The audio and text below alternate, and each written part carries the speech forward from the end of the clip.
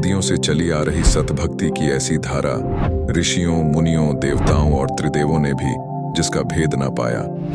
भक्ति तो सभी करते हैं,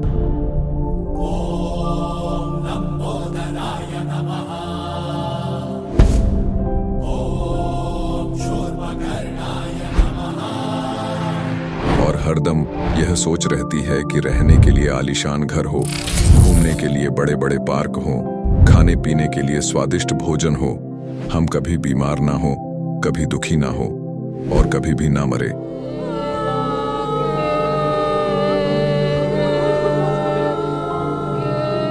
हरदम मौज मस्ती में रहे।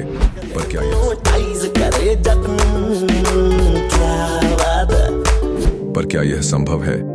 हम सब इतनी भक्ति करते हैं, व्रत करते हैं, श्राद्ध निकालते हैं, कावड़ लेकर आते हैं, बोले बोले, बोले, अरे बोले बोले,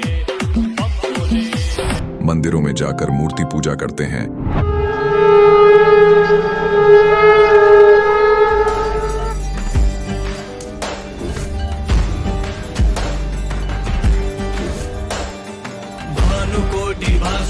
भवाब्धितारकं परं नीलकण्ठमीप्सितार्थदायकं त्रिलोचनं कालकालमम्बुजाशमक्षशूलमक्षरम्। चर्च में जाकर प्रेयर करते हैं,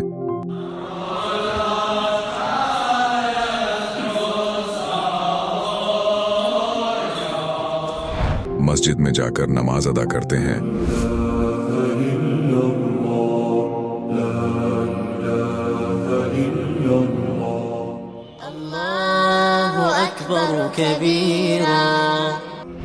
और गुरुद्वारों में जाकर माथा टेकते हैं,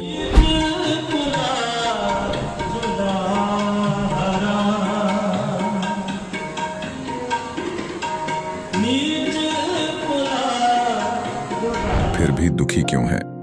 लेकिन क्या आप जानते हैं वो कौन सी भक्ति है? वो भक्ति जिसने मीरा को जहर से बचा लिया, ध्रुव और प्रहलाद की रक्षा की, अंधे को आंखें और बहरे को कान दिए, कोढ़ी को काया दी, दुखियों को सुखी जीवन दिया, मरने वाले को जीवन दान दिया और लाइलाज बीमारियों को दूर किया। जब संत रामपाल जी महाराज जी से दीक्षा ले ली थी, उसके बाद जब उनका कुछ विद इन मंथ कैंसर में राहत मिली, जैसे हम लोग परमात्मा का आदेश आया, हम लोग हॉस्पिटल गए और ऑपरेशन कराया। भगत जी 1 रुपया का भी दवाई माता जी को खाना नहीं पड़ा, और जो डॉक्टर कैंसर है बताते थे, वही डॉक्टर के मुख से हमने ये सुना भगत जी कि ये चमत्कार कैसे हो गया। तो हॉस्पिटल में दिखाया तो कैंसर घोषित कर दिया डॉक्टर ने यहाँ। तो फिर इसके इलाज के लिए घूमे, इलाज भी नहीं हुआ, तो फिर घर पे थक के बैठ गए। कैंसर के लिए जिंदल हॉस्पिटल में रहा, उसके बाद सपड़ा हॉस्पिटल में रहा, उसके बाद जयपुर में दिखाया, उसमें कोई इलाज नहीं हुआ। संत रामपाल जी महाराज जी ने चरणामृत प्रसाद दिया और आशीर्वाद दिया और भक्ति ज्ञान दिया, और उसके बाद मैं तंदुरुस्त हूँ। हर दिन में अपना सब कुछ खाता हूँ, मुझे कोई समस्या नहीं। मेरे को बीमारी ये थी सर कि ब्लड ट्यूब में मेरे को एक प्रकार का पस आ गया था और इन्फेक्शन हो गया था। उस इन्फेक्शन को डॉक्टर लोग वो कह रहे थे कि इसमें आपको ऑपरेशन करना पड़ेगा। आश्रम पहुंचने में परमात्मा का नामदान लिया और जो उन्होंने मुझे उपदेश दिया, उस उपदेश देने के बाद उन्होंने आशीर्वाद दिया। आशीर्वाद देने के बाद तत्क्षण में मेरा ये रोग वहीं के वहीं दर्द बिल्कुल ठीक हो गया। भक्ति सभी करते हैं, लेकिन उपरोक्त लाभ सिर्फ सतभक्ति से ही प्राप्त होते हैं। आज भी सतभक्ति करने वाले हजारों लाखों लोगों को शास्त्र अनुसार भक्ति का अद्भुत अनुभव प्राप्त हो रहा है। आइए जानते हैं ऐसे ही लाखों श्रद्धालुओं में से एक सतभक्ति करने वाले इस श्रद्धालु का अनुभव। नमस्कार सर। नमस्कार जी, सत साहिब। सर क्या नाम है आपका? जी मेरा नाम शंकर दत्त जोशी है। शंकर जोशी जी, आप कहाँ से हैं? जी मैं घेटी गरुड़, जनपद बागेश्वर, उत्तराखंड से हूँ। सर संत रामपाल जी महाराज से नाम दीक्षा आपने कब ली? जी मैंने अक्टूबर 2013 में नाम दीक्षा ली। सर क्या काम करते हैं आप? जी मैं उत्तराखंड शिक्षा विभाग में गवर्नमेंट टीचर हूँ। शंकर जोशी जी, हमारे दर्शकों को अपने भक्ति सफर के बारे में बताएं। आपने क्या क्या भक्ति साधनाएं की हैं? संत रामपाल जी महाराज जी से नाम दीक्षा लेने से पहले मैं बचपन में हनुमान जी का पुजारी था हनुमान जी को बहुत मानता था। उसके बाद थोड़ा सा बड़ा हुआ तो फिर मैं शिव जी को मैंने अपना इष्ट बनाया। फिर यह हाई स्कूल की बात है, इंटर में था तो फिर मुझे लगा कि शिव जी की भी सहायता, कई बार मैंने पढ़ा था बचपन में कि विष्णु जी ने उनकी हेल्प करी, तो फिर मैंने विष्णु जी को अपना इष्ट बनाया। उसके बाद फिर कुछ समय और बाद फिर देवी दुर्गा जी मेरी इष्ट बनी, क्योंकि मुझे ये पढ़ा मैंने आध्यात्मिक ज्ञान में कि देवी दुर्गा जी से ही इन तीनों देवताओं को शक्ति मिलती है। जो भी ये कार्य करते हैं तो देवी दुर्गा जी की ही सहायता से, उनकी शक्ति से ही करते हैं। तो देवी दुर्गा जी पर जाके मेरा फुल स्टॉप हो गया। उन्हीं की मैं पूजा करता था, उन्हीं की भक्ति करता था। सर, संत रामपाल जी महाराज जी की शरण में जाने का क्या कारण बना? आपको कब लगा कि अब मेरी परेशानियों का इलाज कहीं भी नहीं है, अब मुझे संत जी की शरण में जाना चाहिए? जी, ये 2010 की बात है। मैं अपनी मेरी माताजी सत्संग के चैनल लगाने को बोलती थी टीवी पे, तो कभी कभार मैं भी देख लिया करता था। तो एक दिन 7 बजे का टाइम था, मैं सत्संग के चैनल चेंज कर रहा था। तो साधना चैनल पर संत रामपाल जी महाराज जी का चैनल शुरू ही हो रहा था उस समय, और शुरू की जो लाइन उसमें आई कि कौन ब्रह्मा का पिता है, कौन विष्णु की माँ, शंकर का दादा कौन है, हमको दे बता। और अधिक जानकारी के लिए सुनिए तत्वदर्शी संत रामपाल जी महाराज जी के प्रवचन। तो मैं यहाँ पर बड़ा मेरे को एक शौक जैसा लगा कि ब्रह्मा जी की माता, विष्णु जी के पिता, शंकर जी के दादा, ये कौन, ये चीज़ें तो हमने कभी पढ़ी नहीं थी, जबकि मैं ब्राह्मण कुल में पैदा हुआ था और ये अध्यात्म ज्ञान का ये वाला चैप्टर तो मैंने कभी सुना भी नहीं था। तो मैंने समझा कि इन जो संत जी आ रहे हैं इनके बारे में कुछ सुना जाए, इनको ये क्या कहते हैं। तो फिर मैं चैनल देखा आगे। तो कुछ समय बाद गुरुजी उसमें बता रहे थे, उसमें वेद, गीता और हमारे जो भी धार्मिक शास्त्र हैं उनको खोल के हमको दिखा रहे थे, तो मुझे अच्छा लगा। तो उसके बाद फिर मैं सत्संग को रोज़ उस नियमित टाइम पर मैं सत्संग सुनने लगा टीवी पर, साधना टीवी पर। तो धीरे धीरे फिर सब ये आध्यात्मिक ज्ञान का जो गूढ़ रहस्य है ये धीरे धीरे क्लियर होता गया और स्पष्ट होता गया, और जो कि हमारे वेद शास्त्रों से, हमारे धार्मिक सदग्रंथों से मिलता है और पूरा तरीके से फिर मैंने उसका मिलान भी किया, क्योंकि मुझे ये लगा कि क्या पता ये गुरुजी कुछ अपना ज्ञान उसमें मिला के कुछ अपनी तरफ से बता रहे हों। तो मैंने फिर मार्केट से मैंने सभी जो हमारे धार्मिक सदग्रंथ हैं उनको लेके आया, और जब भी गुरुजी सत्संग में जो चीज़ बोलते थे, जो अध्याय, जो श्लोक जिस भी ग्रंथ का बोलते थे, तो मैं खोल के मिलाता था, तो वो ज्यों का त्यों मिलता था, वैसे ही मिलता था हमें। तो इस तरीके से मुझे जब कंफर्म हो गया मैं, तो फिर 2013 में मैं संत रामपाल जी महाराज जी के शरण में आया। सर, संत रामपाल जी महाराज से नाम दीक्षा लेने के बाद आपको क्या क्या फ़ायदे हुए? जी हाँ, संत रामपाल जी महाराज जी से नाम दीक्षा लेने के पश्चात मुझे अनेकों लाभ मिले। सबसे पहला लाभ तो ये रहा कि मुझे मुक्ति का मार्ग मिल गया, मोक्ष मार्ग मिल गया। ये सबसे पहला और सबसे बड़ा लाभ है। और उसके बाद जो लौकिक लाभ हैं इस जगत की दृष्टि में, तो शारीरिक लाभ भी मुझे हुए। मुझे एक खांसी की प्रॉब्लम रहा करती थी बचपन से, और वो साल भर वो चलती रहती थी, चाहे गर्मी का मौसम हो या जाड़े का मौसम हो। कई डॉक्टर्स को मैंने दिखाया, लेकिन वो लोग कोई इलाज नहीं कर पाए, मेरा पूरा ट्रीटमेंट नहीं कर पाए। लेकिन संत रामपाल जी महाराज जी से नाम दीक्षा लेने के बाद मेरी वो खांसी की प्रॉब्लम पूरी जड़ से समाप्त हो गई। ये तो शारीरिक लाभ था। और आर्थिक लाभ भी मुझे काफ़ी हुए। मैं सरकारी शिक्षक के पद पर कार्यरत हूँ, और मेरी पत्नी भी शिक्षिका के पद पर कार्यरत है। तो जो एक हम कहते आए हैं, सुनते आए हैं ना कि बरकत होना पैसे में, जब तक मैंने संत रामपाल जी महाराज जी से नाम दीक्षा नहीं ली थी, उससे पहले जो पैसा मुझे मिलता था तो उस पैसे में कोई ताकत नहीं थी, कोई बरकत नहीं थी।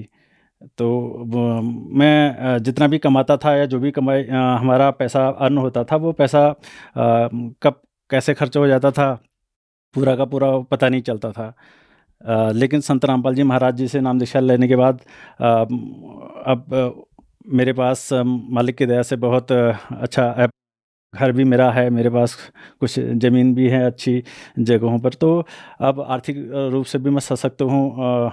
और एक लाभ और है, जो मेरी मदर इन लॉ हैं सासू जी, वो कैंसर स्टेज 3 भी क्रॉस कर गई थी, तो उनका इलाज दिल्ली में भी चला। तो उन्होंने नाम दीक्षा नहीं ली हुई थी। ये 2013 के ही आसपास की बात है जब मैंने नाम दीक्षा ली थी। तो हम लोग नाम दीक्षा लेके आए, तो जब वो लोग, क्योंकि वो ससुराल पक्ष से थे, तो उन्होंने तो नाम दीक्षा नहीं ली थी, लेकिन वो अपने सब जो भी देवी देवताओं को पूजना या डॉक्टर्स के पास जाना, वो सब चीज़ कर चुके थे और वो वापस घर आ गई थी। डॉक्टर्स ने ये बोल दिया था कि अब कुछ दिनों के मेहमान हैं, इनकी सेवा कर लो आप। तो मुझे लगा कि क्यों ना संत रामपाल जी महाराज जी से भी एक प्रार्थना लगाई जाए।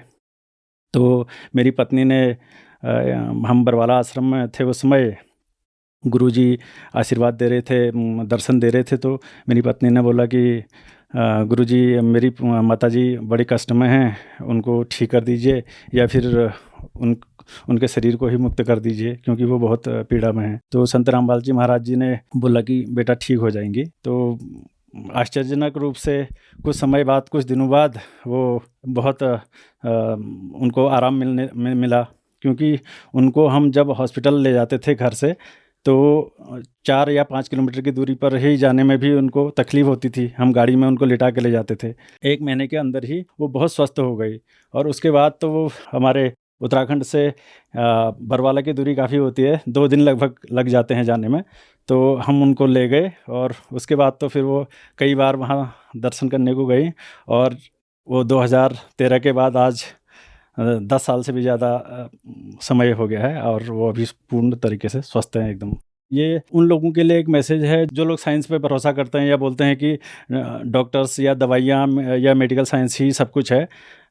मैं ये कहूँगा कि वो लोग आध्यात्म पर और पूर्ण संत पर भी भरोसा करें, और पूर्ण भगवान पर भी भरोसा करें, और ये सद्भक्ति करके देख लें, तो उनको भी इस तरीके से लाभ मिलेंगे, ये निसंदेह, इसमें कोई शक की बात नहीं है।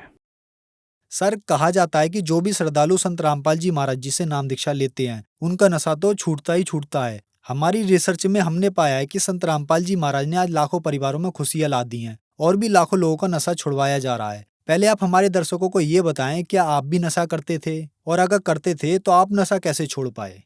जी हाँ, नशा भी मैं करता था। मेरी नौकरी लगी तो चूँकि मेरे कुछ मित्र मंडली भी ऐसी थी, वो एक सोशल स्टेटस जो होता है, आज के समाज में तो ये माना जाता है कि जो शराब पिएगा और मीट मुर्गा खाएगा, तो वो समाज में ज़रा अच्छे नज़र से देखा जाता है, मतलब वो एक संपन्न माना जाता है। तो मेरा भी थोड़ा इसी तरीके का दृष्टिकोण था, और बाद में कुछ समय बाद में फिर इसका एडिक्ट हो गया। विशेषकर शराब पीने का मैं थोड़ा-सा आदी जैसा होने लग गया था। तो ये संत रामपाल जी महाराज जी से नाम दीक्षा लेने के बाद अब मैं शराब को छूता भी नहीं हूँ। यहाँ तक कि कोई मेरे सामने अगर दिख आ जाता है शराब पिए हुए व्यक्ति, तो मैं उससे दूर से ही मैं ही अलग हो जाता हूँ। मेरा खुद का पर्सनल एक बार था, अपने मैंने रूम में एक स्पेशल जगह बनाई थी, जहाँ अलग-अलग ब्रांड्स की शराब, अलग-अलग किस्म की दारू की बोतलें मैं सजा के रखता था, और जो कोई मित्र आते थे उनको दिखाता भी था, उनको बोलता भी था गर्व से कि आओ, आपको कौन सी पसंद है, आपको भी मैं वो पिलाता हूँ, और मैं भी उसका आदी था। तो लेकिन वो उस काफ़ी समय तक यूज़ करने के बाद मुझे पता नहीं चला कि मैं भी इसका लती हो गया हूँ। इस शराब का मैं एक ड्रग एडिक्ट जिसको बोलते हैं, उसी तरीके से शराब का मैं एडिक्ट हो चुका था।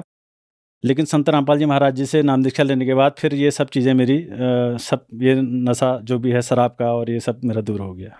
सर, आप गवर्नमेंट टीचर हैं, बागेश्वर में रहते हैं। आपके उत्तराखंड में बागेश्वर से कुछ ही दूरी पर केदारनाथ मंदिर है। सर, लोग केदारनाथ मंदिर में जाते हैं। केदारनाथ मंदिर हिंदू धर्म में बहुत ही पवित्र माना जाता है और उसे मुक्ति का द्वार भी कहते हैं। आपने केदारनाथ मंदिर को छोड़कर इतनी दूर संत रामपाल जी महाराज जी से नाम दीक्षा ली, ऐसा क्यों? कृपया हमारे दर्शकों को बताएं कि क्या कुछ ऐसा है संत रामपाल जी महाराज जी के पास जो केदारनाथ मंदिर में नहीं है?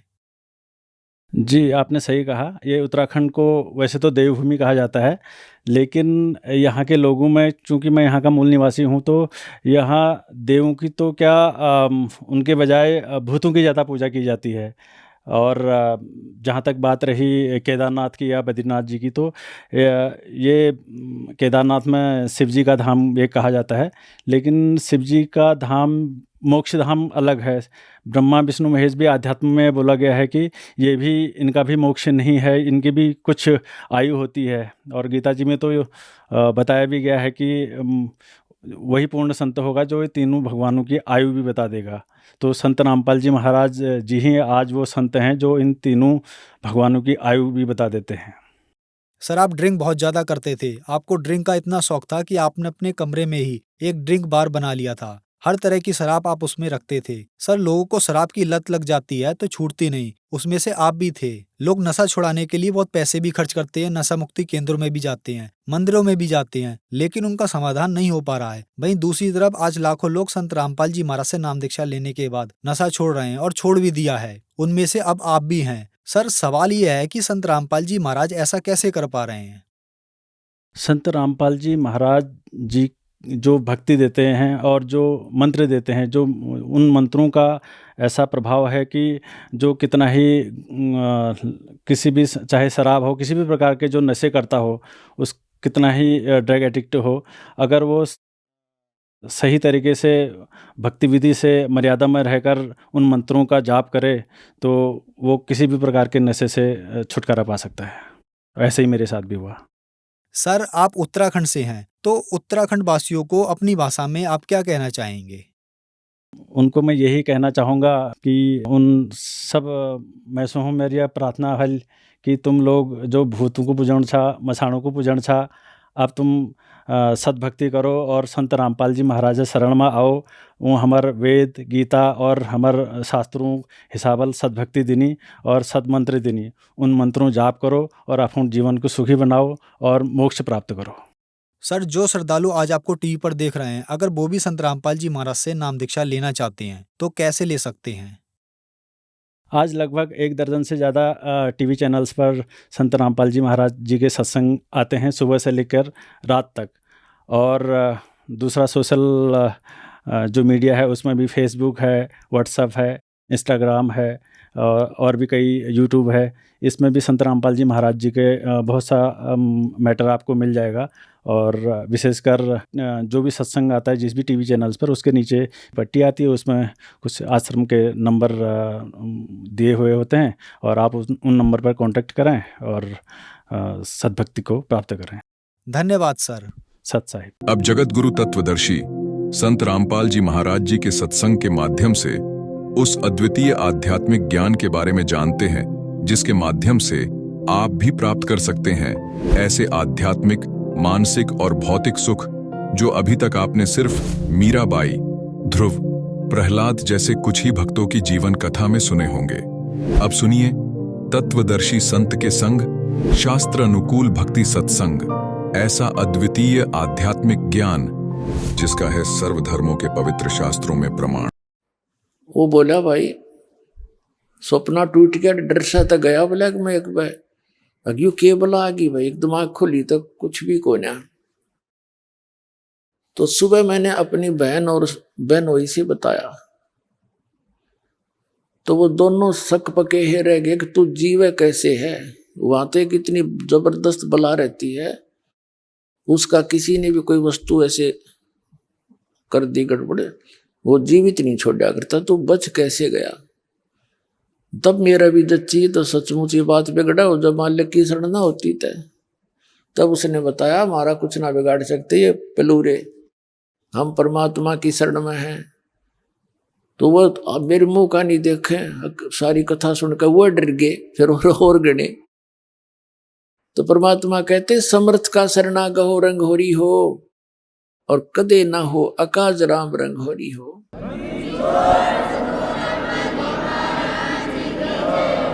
कबीर परमेश्वर के पास ये सभी देवी देवता, ये पीर वगैरह जाकर ये भूत खड़े हो गए और कहने लगे, भगवान जो आपको पूजते हैं वो हमारी पूजा नहीं करते, अब हमने ठोर बताओ हम कहाँ जाएं।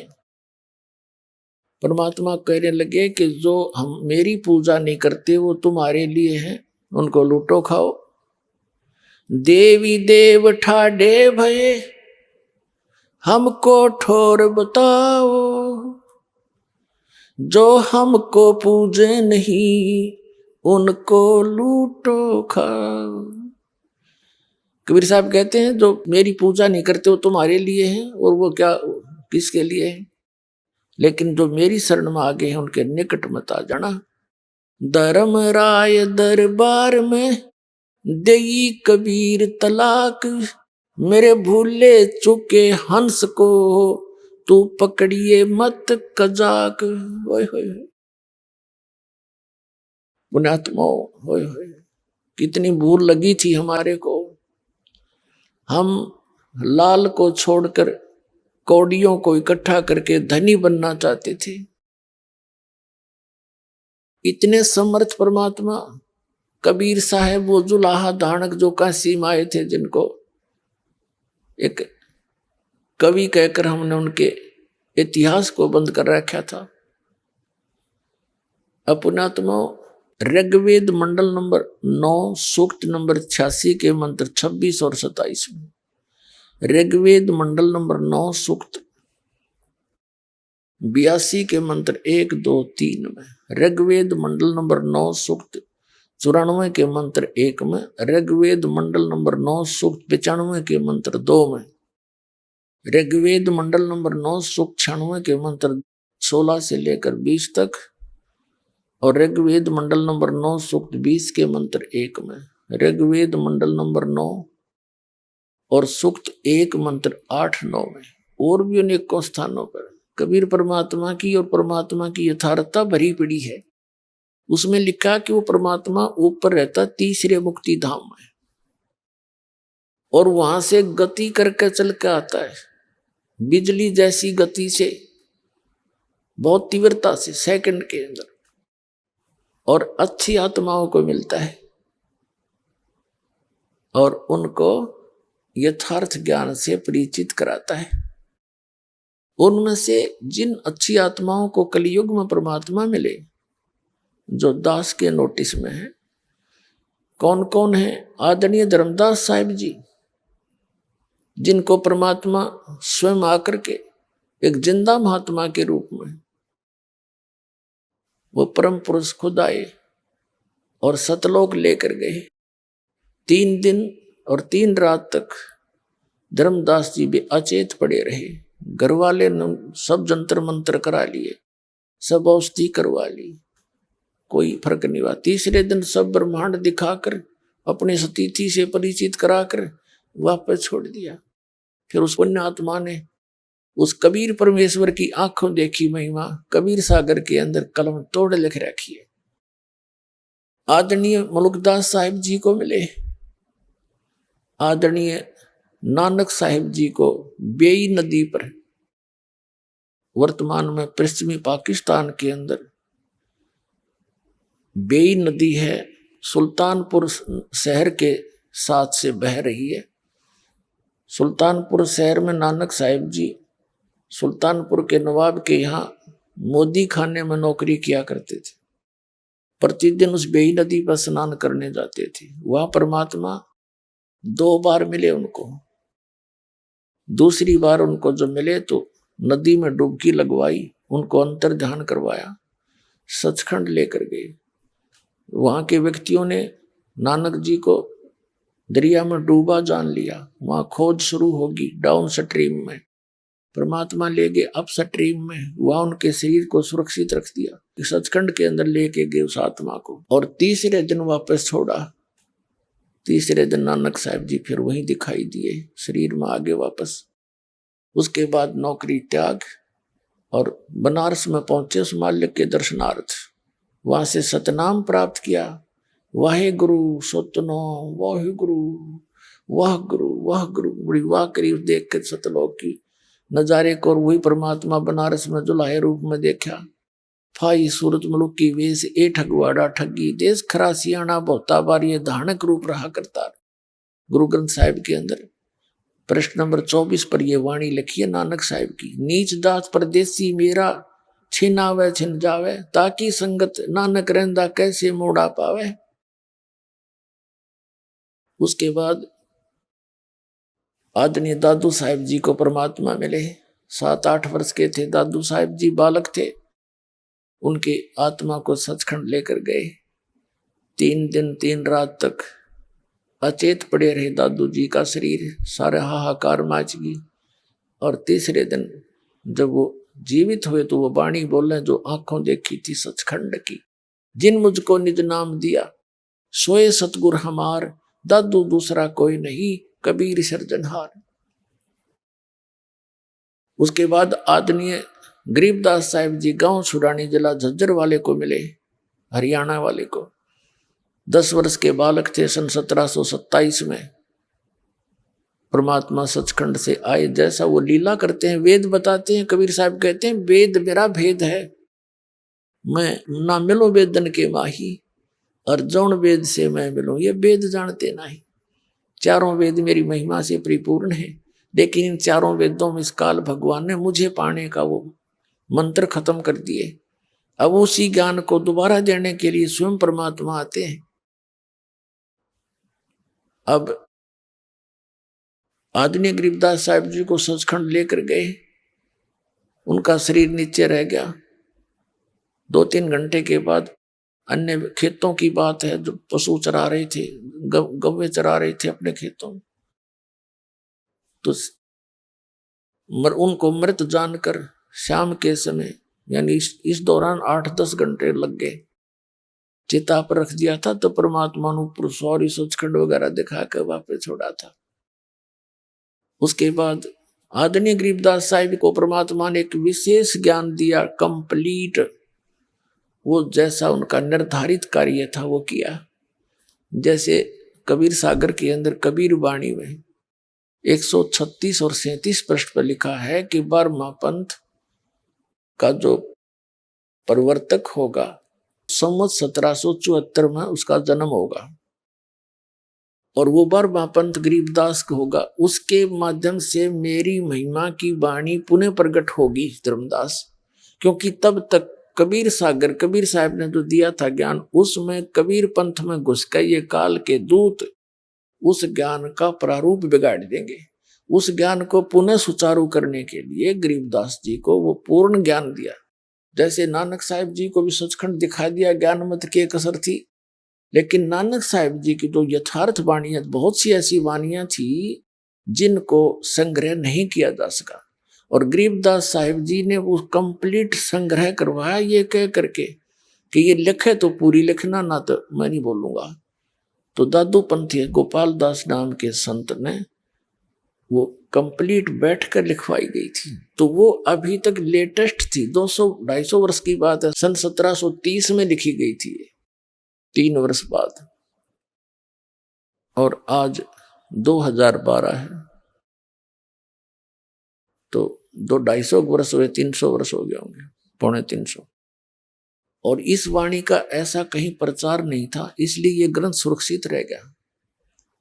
और इसमें एक विशेषता थी, क्योंकि गरीबदास पंथ से दास का निकास है, उसमें ये कहा करते थे कि इस वाणी को यदि कोई फेरबदल कर देगा उसकी दुर्गति हो जाएगी। एक संत ने कोशिश की थी, कुछ ऐसी वाणी है इसके अंदर जो मतलब उनको वैसे है तो वो सही, लेकिन जनसाधारण उसको विपरीत अर्थ ले लेता है। तो उस संत ने कोशिश करी कि इससे ये निकाल दूं, तो उसको अधरंग मार गया और उसने अपनी अक्षमा याचना की। वो वाणी दोबारा लिखी एज इट इज, तब वो राहत मिली उसको 90%, कुछ फिर भी उसको सजा मिली। तो उसके बाद पूरे गरीबदास के पंथ में जितने भी महंत संत हैं सब इस चीज से डरते हैं कि मात्रा भी गलत ना कर दियो इसकी वाणी का। ये किस लिए किया था कि ये तो काम बिगाड़ देंगे, अपने अपने मत से ना समझ कर अपनी बुद्धि अनुसार ये सदग्रंथों का अनर्थ कर डालते हैं। तो वो वाणी आज हमारे पास है एज इट इज, और वो गरीबदास पंथ वाले नहीं समझ सके इस परमात्मा के गुड रहस्य को। और इस दास पर दया करी उस परमात्मा ने अपने सदग्रंथों का कंप्लीट ज्ञान दे दिया। आदरणीय गीसा दास साहिब जी, गांव खेखड़ा, उत्तर प्रदेश, जिला मेरठ के अंदर, उनको भी ऐसे ही, वो 7-8 वर्ष के बच्चे थे, 10 वर्ष के, तब उनको परमात्मा मिले थे एक बूढ़ा बाबा के रूप में, यानी संत के रूप में, जिंदा महात्मा के रूप में तकरीबन सबको मिले हैं। ऐसे 3 दिन तक वो गीसा दास जी भी अचेत रहे। तीसरे दिन उनकी वापस आए, तब उन्होंने भी परमात्मा की बहुत सी वाणी लिखी, लेकिन उनकी कंप्लीट वाणी भी लिखने में नहीं आई, बहुत कम वाणी लिखी गई है, वो नोट हुई उनके ग्रंथ में लिखी। अपने आत्मा जो प्रसंग चला था, आदरणीय गरीबदास साहिब जी ने आंखों देखा उस परमात्मा की महिमा का। क्या वर्णन किया है? अजब नगर में ले गए हमको सतगुरु आने, जल के बिंब अगाध गति सूते चादर ताने। अजब नगर में एक निराले देश में ले गए सतगुरु आन माने आकर, और उसको देखकर हम अपने यथार्थ मंत्र को प्राप्त करके भगवान की शरण ग्रहण करके हम सूते चादर ताने। हम तो चादर तान के सोना, मतलब निश्चिंत हो गए कि हमारा तो मोक्ष निश्चित है। भगवान मिले, पूरा ज्ञान मिला, आंखों देखा उस मालिक की समर्थता को, और इसी मंत्र से मोक्ष होगा। तो कहते हैं हम तो सूते चादर तान, जैसे कहावत है अपनी देसी हमारे यहाँ हरियाणा में कि भाई तू आज कैसे चादर तान के सो गया, कोई काम को अंत नहीं, चिंता नहीं तुझे काम की, चादर तान कर सोना यानी निश्चिंत हो जाना। तो गरीबदास जी कहते हैं अजब नगर में ले गए हमको सतगुरु आने, और जल के बिंब अगाध गति, वहां देखी परमात्मा के रोशनी झलमलाहट, हम सूते चादर ताने। हम सुल्तानी नानक तारे दादू को उपदेश दिया, जात जुलाहा भेद न पाया वो काशी माहे कबीर हुआ। अब क्या बताते हैं गरीबदास जी, कहते हैं सतगुरु शरणा आके और धर्मराज डर कैसा। कबीर परमात्मा की शरण में पूरे संत के माध्यम से, ये नकलियां के नहीं। फिर कहते हैं धर्मराज का भी डर कैसा। अब कहते हैं धर्मराज दरबार में इस काल के एक ब्रह्मांड के अंदर एक चीफ जस्टिस है, जिसको धर्मराज बोलते हैं, धर्मराय कहते हैं, और वो सबका अकाउंट रखता है। जैसा जिसका कर्म है वो एज इट इज वहां उसके ऑफिस में अपने आप कंप्यूटर में यहां से फैक्स हो जाता, सबके डेली की जो रिपोर्ट है पूरे दिन रात की, और फिर वो सबका अकाउंट रखता है, उसके अनुसार उसको ऑटोमेटिक सिस्टम है उनके पास, और जो जैसा कर्म है उसको उसी अनुसार आगे उसके संस्कार में अपने आप चला जाता है। अब हमारे अंतःकरण में एक चित्र गुप्त है, गुप्त यानी हम नहीं देख सकते, एक ऐसा कैमरा लगा रखा है भगवान ने, जो हमारी सब क्रियाएं जो हम सोचते हैं करते हैं उन सब कर्मों को एक तो यहाँ रिकॉर्ड होता है अंदर, और एक कॉपी धर्मराज के दरबार में डेली फैक्स हो जाती है, इंटरनेट पे समझ लो ऐसे डल जाती है अपने आप। अब परमात्मा के विधान को समझने के लिए साइंस ने बहुत आसान कर दिया हमारा काम, ना तो कति ना दच्चो या बात, अब सारी समझ में आवे है, बुद्धिमान व्यक्ति हो गए। आदरणीय गरीबदास साहिब जी कहते हैं कि परमेश्वर परम अक्षर ब्रह्म कबीर जी मुझे साथ लेकर जब गए तो यहाँ के उस चीफ जस्टिस के सामने, उसके पहले तो ब्रह्मा विष्णु महेश के लोक में गए, तो जहां भी परमात्मा जाते थे तो सभी खड़े होकर के उनका सत्कार करते थे। हम बैरागी ब्रह्म पद सन्यासी महादेव, सो हम मंत्र दिया शिव जी को वो करे हमारी सेव। कबीर परमात्मा कहते हैं कि विष्णु जी को भी हमने पहला मंत्र दिया था, उनको केवल एक मंत्र, इन 500 में से एक मंत्र दिया था, हरियम नाम दिया था, वो शिष्य बने थे, क्योंकि सभी आत्मा उस परमात्मा की है। सबसे पहले कबीर परमात्मा ब्रह्मा जी को मिले थे। अग्नि ऋषि नाम अपना रखा था, दाता ने बताया था कि मैं अग्नि ऋषि हूं। ब्रह्मा जी को सारा ज्ञान समझाया, सृष्टि रचना सुनाई, प्रभावित हुआ, क्योंकि ये भी आत्मा भगवान के लिए तड़प रही हैं। हजार हजार वर्षों तक तप करते रहे, डरे डुबा दिए, काल ने उल्टी साधना करवा के इनको एटम बम बना लिया, सिद्धियां युक्त कर दिया। ये हठ योग करने से कोई लाभ नहीं होता। काल की प्रेरणा, काल का ही मटेरियल इसके अंदर संग्रह होता है, वो नहीं करना हमने। तो ब्रह्मा जी को परमात्मा मिले, सारी कथा सुनाई, बड़ा प्रभावित हुआ और बताया कि बच्चा, गुरु के बिना मोक्ष नहीं होगा। ब्रह्मा जी ने उपदेश लिया, परमात्मा ने उनको ओम मंत्र दिया, क्योंकि वो वेद पढ़ा करता और ओम से प्रभावित था। तो परमात्मा चाहते थे एक बार स्टार्ट हो जाए किसी तरह, फिर मैं इसको सही मंत्र दे दूंगा, इसका पीछा छूट जाएगा और ब्रह्मा फिर सबको बता देगा, क्योंकि ज्ञान प्रचार यही कर रहा है, मेरा काम हल्का हो जाएगा। उसके बाद विष्णु जी के पास गए। विष्णु जी ने खूब ध्यान से सुना और उन्होंने भी परमात्मा से दीक्षा ली, उनको हरियम नाम दे दिया। सिर्फ ये देखना चाहते कि एक बार ये मेरी बात को स्वीकार करे किसी तरह। फिर शिव जी के पास गए, बड़ा सत्कार किया भगवान शिव ने ऋषि रूप में परमात्मा का, और खूब ज्ञान सुना, सारी बात स्वीकार की और उनको ये सोहम मंत्र दिया। कबीर साहब कहते हैं, सोहम मंत्र हम जग में लाए और सार शब्द हमने गुप्त छिपाए। ये सोहम मंत्र किसी भी आपको ग्रंथ में नहीं मिलेगा, वेद गीता और पुराणों में। परमात्मा कहते हैं सोहम शब्द हम जग में लाए और सार शब्द, वो तो अभी किसी को बताऊंगा नहीं, अब समय आया था वो बताने का। अब दास ने सबको देने लगे, जो अधिकारी होते जाएंगे उनको सार शब्द देते जाएंगे।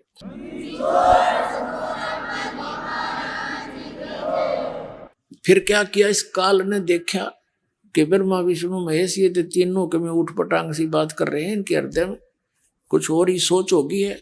अंदर से ऐसी भावना भर दी और आकाशवाणी कर दी कि ये झूठ बोलता है, क्या वेदों में लिखा है ऐसा जो ये बताता है?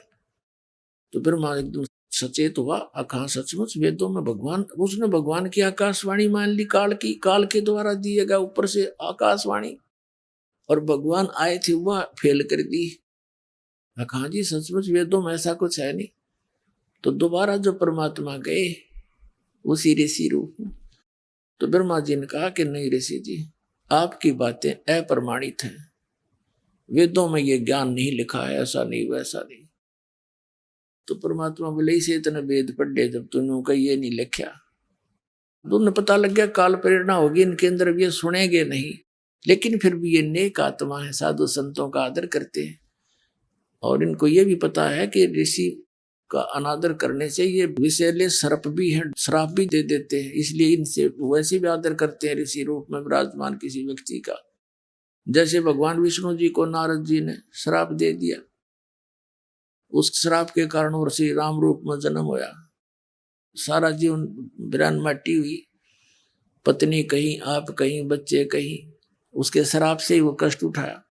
तो इससे डरकर भी वो आदर सत्कार तो करते हैं ऋषि का, लेकिन करते हैं वही जो उनकी अपनी साधना है।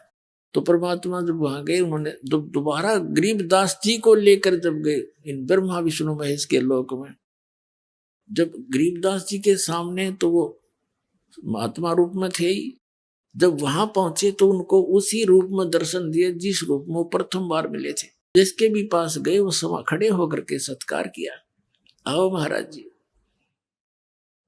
और परमात्मा ने कहा कि तुम गलती कर दी बच्चों, उस ज्ञान को, उस नाम को छोड़कर। वो नाम बोले जी नाम तो हम वही जपते हैं। परमात्मा बोले मैंने और भी कुछ आपको बताना था, तो वो नहीं स्वीकार किया।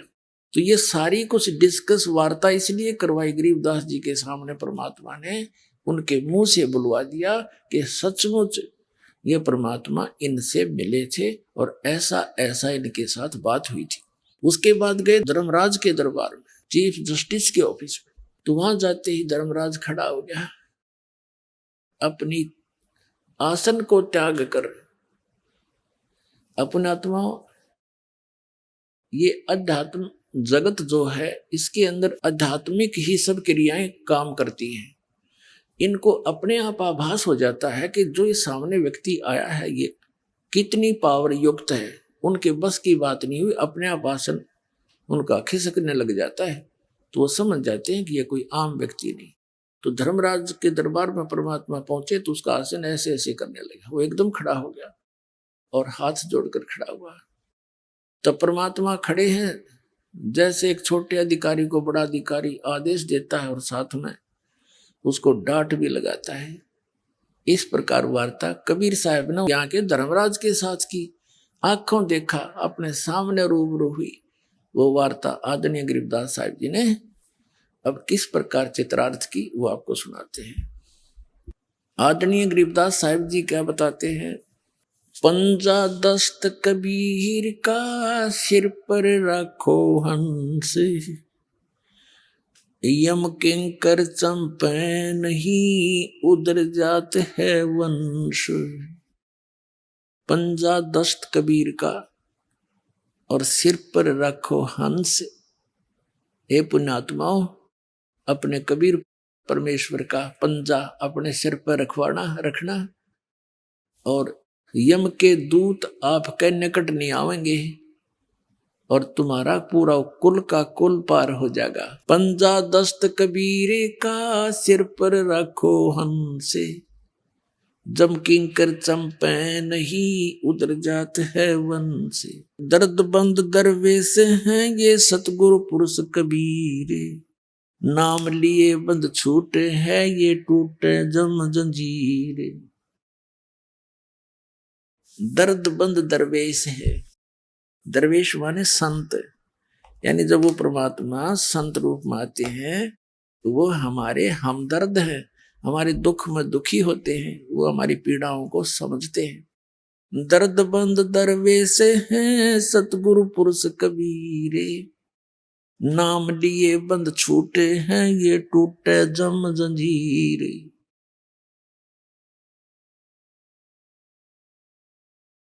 सतगुरु पुरुष कबीर हैं ये तीन लोक तत्सारे, कोट 49 पृथ्वी ये 14 भवन आधारे। सतगुरु पुरुष कबीर हैं ये तीन लोक तत्सारे, 2 4 की क्या कहूं ये तार हंस अपारे।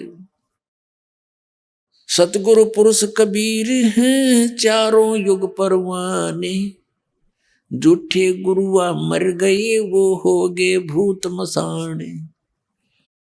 झूठे गुरु के आश्रय कदे न उदर जीवे, साचा पुरुष कबीर है आद परम गुरु पीवे। सतगुरु पुरुष कबीर का विखम पंथ बैराट, शिव सन का दिक ध्यावे ही ये मुनिजन जो है बाटे। सतगुरु पुरुष कबीर की कोई ना चल है गैले, बिना पंथ पग धरत हैं गगन मंडल में सैल। लख लख योजन उड़त हैं ये सुर नर मुनिजन संत, ऊंचा धाम कबीर का कोई न पावे अंत। अब आदरणीय गरीबदास साहिब जी अपने परमेश्वर कबीर जी की आंखों देखी महिमा कैसे चित्रार्थ कर रहे हैं कि कबीर परमात्मा का पंजा सिर पर रखोगे यानी उसकी शरण में रहोगे तो तुम्हारे ऊपर यम के दूत कभी अटैक नहीं कर सकते और तुम्हारा कुल का कुल पार हो जाएगा, उद्धार हो जाएगा सबका। अपने आत्माओं, एक तो आप देखना हमारे इस कबीर परमात्मा के इस दास के माध्यम से जो शरणमाय परिवार है, उनके छोटे छोटे बच्चों से लेकर और बुढ़े तक की क्रिया देखना। छोटे छोटे बच्चे पूरा मंगलाचरण याद किए हुए हैं, परमात्मा की वाणी बोलते फिरते हैं। बूढ़े बूढ़े भी भगवान की महिमा का गुणगान करते हैं, फालतू बातें नहीं करते किसी से। तो अब उनके जो अब संतान होने लग रही है, हमारे जो 10-10, 15-15 वर्ष से उपदेशी है, अब उनके घर में जो हंस बेटा या बेटी जन्म ले रहे हैं, वो पुण्यात्मा रही है जो परमात्मा के सटोक में इस ब्रह्मांड में रखी हुई थी। और जिनको अब जन्म देना था इस समय, और वो इतने पुण्यकर्मी पुण्यात्माओं को गर्भ में भक्ति मिलने लग रही। माता के गर्भ से ये सत भक्ति सत ज्ञान वो लेकर के साथ उतरते नीचे आते। और एक अन्य संतों की इनका देखो आप, ये दूसरे राधा स्वामी धन धन सतगुरु, इनका कोई ज्ञान नहीं, इनके पास कोई ऐसी परमात्मा की मुखारबिंद से उतरित वाणी नहीं। वो शिवदयाल भूत बना बैठा बुक्की में बोल रहा इनका धन धन सतगुरु सच्चा सौदा। और राधा स्वामी इन सब का मुखिया जो इनका प्रवर्तक है शिवदयाल जी, गलत साधना करके झूठा गुरु था वो। गरीबदास जी कहते हैं सतगुरु पुरुष कबीर हैं ये चारों युग प्रमाण, चारों युग प्रमाण है इनका। और ये झूठे गुरु अमर गे हो गए भूत मसान, ये शमशान घाट पर भूत बने आने सारे। ये प्रमाण आपके सामने आपको सैकड़ों बार दिखाया है। शिवदयाल जी जो राधा स्वामी पंथ का प्रवर्तक है, जो भारतवर्ष में सबसे ज्यादा संख्या को बर्बाद करके चला गया, वो खुद भूत बन के अपनी शिष्या बुक्की में बढ़ के वो कापीवर रोटी खावे, और सतलोक के लक्षण है उसके गए हुए। तो कहने का भाव ये है जब तक हम सतगुरु शरण में नहीं आते हमारी यह दुर्गति होती है। कबीर साहब कहते हैं सतयुग में सत सुकृत कै टेरा, त्रेता नाम मुनींद्र मेरा, द्वापर में करुणा में कहाया, कलयुग नाम कबीर धराया। चारों युग में संत पुकारे कूक कहा हम हेल रे, हीरे माणिक मोती बरसे ये जग चुगता ढेल रे।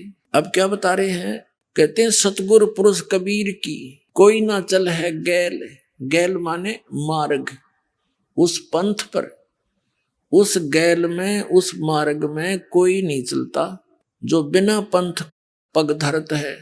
यानी जैसे विहंगम मार्ग होता है पक्षी वाला मार्ग, एक तो पिपील मार्ग होता, पपील यानी चींटी, चींटी किसी वृक्ष पर चढ़ती है तो नीचे से शुरू करती है, जड़ से चढ़ती चढ़ती टहनी के चाहे शिखर में भी पहुंच जावा।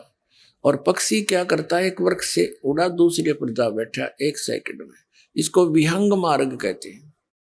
तो यह परमात्मा कबीर साहब के बारे में गरीबदास जी बता रहे हैं कि सतगुरु पुरुष कबीर की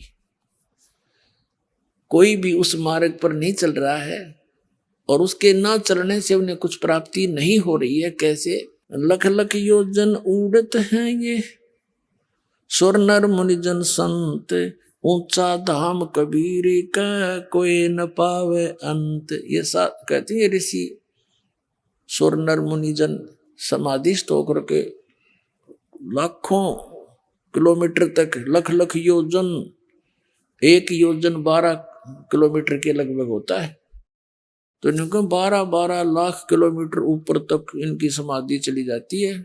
लेकिन उस कबीर साहब के धाम तक ये इस विधि से जा नहीं सकते। वो परमात्मा की जो विधि है, मार्ग है, उससे ही वहां जाया जाता है। अब आगे क्या बताते हैं,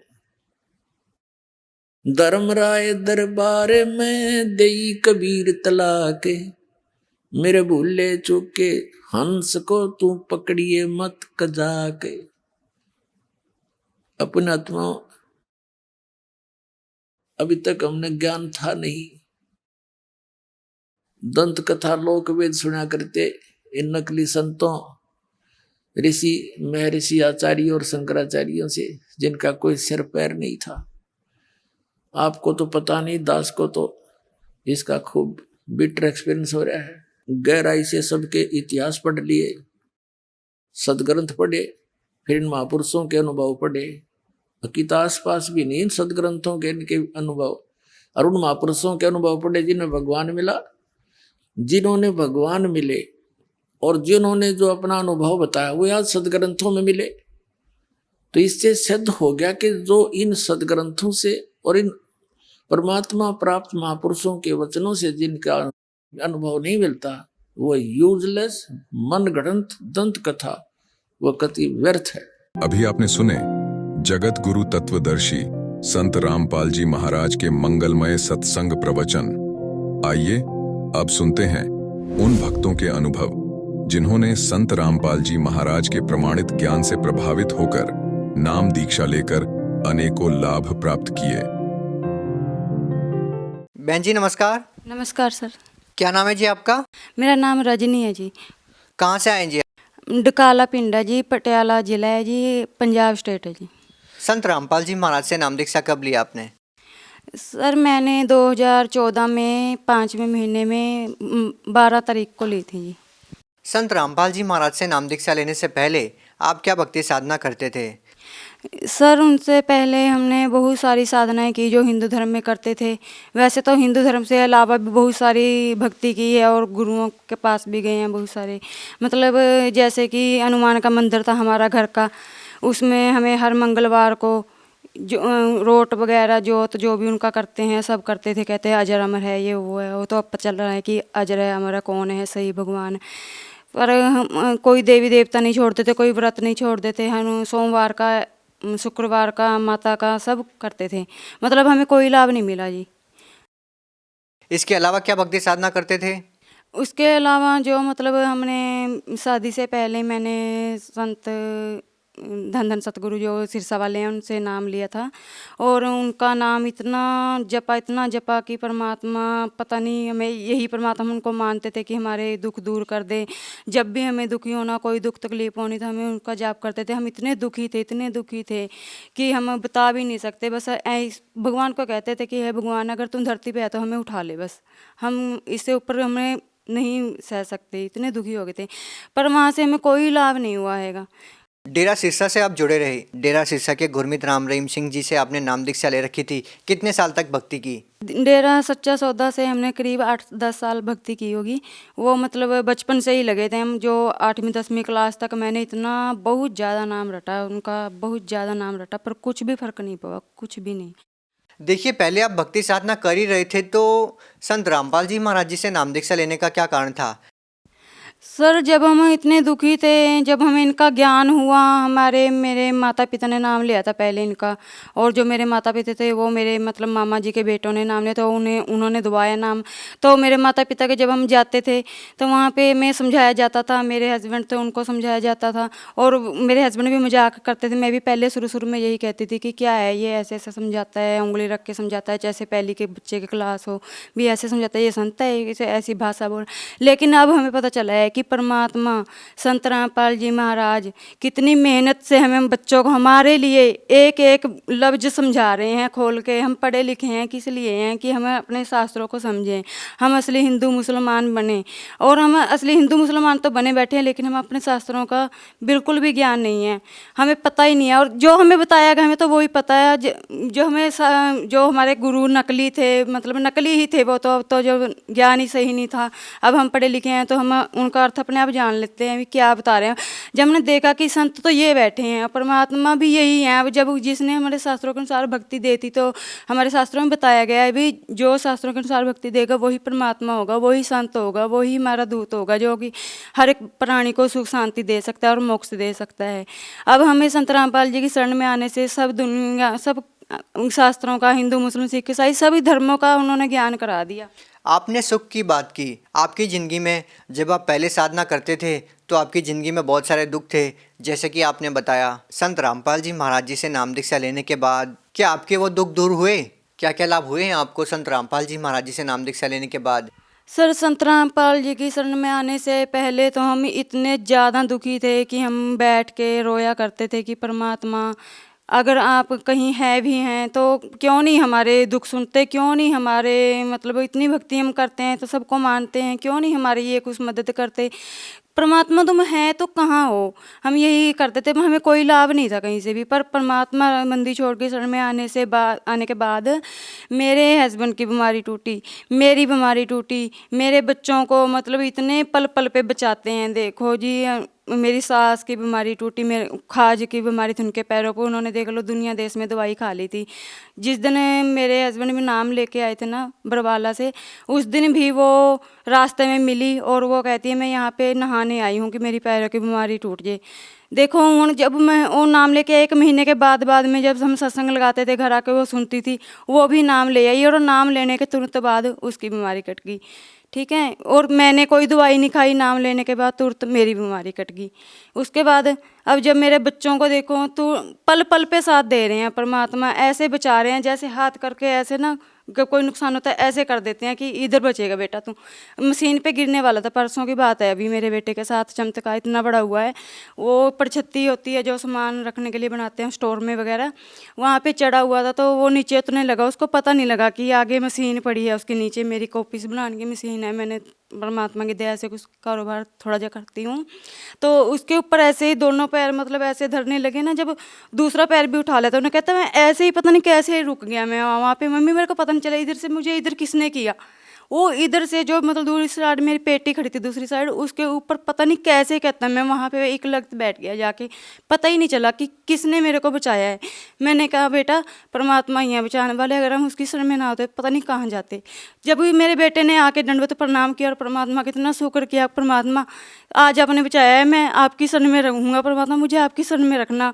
मेरा बेटा थोड़ा सा मतलब मानता नहीं था ना, उनके साथ बहुत ज़्यादा परमात्मा ने इतना पल पल पे साथ देते हैं कि ये मान जाए ये मान जाए। अब वो अपने आप कह देते हैं कि परमात्मा मुझे अपनी शरण में रखना। नहीं तो इतनी दुखी थी कि पता नहीं वो मानेगा कि नहीं मानेगा। सर जो मतलब सबसे बड़ा लाभ है मेरी ज़िंदगी का वो तो यही है कि जो मेरे घर हस्बैंड थे, मेरे घर वाले थे, वो इतने नशे करने लगे थे, दारू नहीं छोड़ते थे, भीम नहीं छोड़ते थे, बुक्की नहीं छोड़ते थे, और फिर घर में आके कला केस पैसों की मतलब जो लुटाते थे वो अलग से, जो दुख तकलीफ सी वो अलग से। और जो मेरा मन दुखी होता था ऐसा लगता था कि जैसे कुछ खा के मर जाए बस। इतना मन दुखी था कि एक औरत की तकलीफ को और कोई नहीं समझ सकता है, एक औरत ही समझ सकती है, परमात्मा बंदी छोड़ ही समझ सकते हैं, उनके अलावा कोई समझ ही नहीं सकता। और उन्होंने समझा है और मेरे दुख दूर किए हैं। नहीं तो अगर मैं उसकी शरण में ना होती पता नहीं आज मेरे शरीर कहाँ रुलता, कहाँ मेरे हाथ रुले होते अब तक। क्या आपके पति आज भी नशा करते हैं? नहीं हो, अब तो वो अपनी जो बाइक की चाबी भी है, अगर कोई कहता है कि मुझे ठेके पे या कहीं पे जाना है, मुझे मोटरसाइकिल दे दो कोई नशा वाली जगह पे, वो भी मना कर देते हैं कि नहीं मैं चाबी नहीं दूंगा, और जहाँ मर्जी भाग जाओ, जिस मर्जी चीज़ को मेरे पास से मांग लो, भगवान की दया से मेरे परमात्मा ने सब कुछ दे रखा है, मेरे घर में कैसी चीज़ की कमी नहीं छोड़ी है। पर मैं वहाँ पर जाने के लिए आपको बाइक नहीं दूंगा, आपको गाड़ी की चाबी नहीं दूंगा, इतना भी नहीं कर सकते हैं, देख लो। संत रामपाल जी महाराज जी से नाम दीक्षा लेने के बाद आपको और क्या लाभ हुए हैं? संत रामपाल जी की महाराज की शरण में जाने के बाद मेरे घर में सुख शांति हुई है। और मेरे घर में सबसे बड़ा लाभ यही हुआ कि मैं ना अपने घर में भी परायो जैसी थी। जैसे मैं किसी चीज़ को छूती थी तो मेरे घर वाले कहते थे नहीं ये केड़ा तुम्हारे बाप ने दी है, तुम्हारी माँ ने दी है, मेरी है, हमारी चीज़ को हाथ नहीं लगाना। और अब देखो परमात्मा ने मेरा वो घर बना दिया पहले जहाँ मैं रहती थी, और उसके बाद परमात्मा ने अब मेरे को इतना बड़ा घर दिला दिया, पता नहीं वो कैसे किस तरह है। मेरे हस्बैंड के दिल में आया कि मैं जगह लूँ वो लूँ, इतनी बढ़िया परमात्मा ने मतलब वो घर भी बना दिया, अब कोई कहने वाला भी नहीं है हमें। उसके बाद परमात्मा ने गाड़ी दिला दी, सब कुछ दिला दिया, कोई पैसे की दिक्कत नहीं आती है। परमात्मा की दया से जितने हम खर्च कर देते हैं उतने दुगने घर में आ जाते हैं। पता नहीं परमात्मा कहाँ से लाभ दे रहे हैं कहाँ से नहीं, हमें कुछ मतलब मन में सोचते हैं और अगले दिन वो सोच पूरी हो जाती है। परमात्मा के बस और कुछ भी करने की जरूरत नहीं है, परमात्मा की सच्ची भक्ति करो, शास्त्र अनुसार भक्ति करो बस। आप भगत समाज को और क्या संदेश देना चाहेंगे? सर हमारे लिए सबसे बड़ी खुशी की बात यही है कि हमारे मतलब जो संसार में समाज में हमारे जो श्रद्धालु उनके जुड़ रहे हैं, हजारों लाखों की तादाद में हर रोज़ मतलब नाम ले रहे हैं, बाहरले मुल्क में भी और हमारे मुल्क में भी। देखो कैसे तादाद में लोग भाग भाग के आ रहे हैं, ज्ञान समझ समझ के भागे चले आ रहे हैं। और सबसे बड़ी खुशी की बात तो यही है कि सब लोग हजारों की तादाद में हमारे संत रामपाल जी महाराज जी को समझ रहे हैं, अपने ज्ञान को अपने शास्त्रों को समझ रहे हैं और उनकी शरण में उनके नाम उपदेश ले रहे हैं। जी धन्यवाद। सच्चाई जी।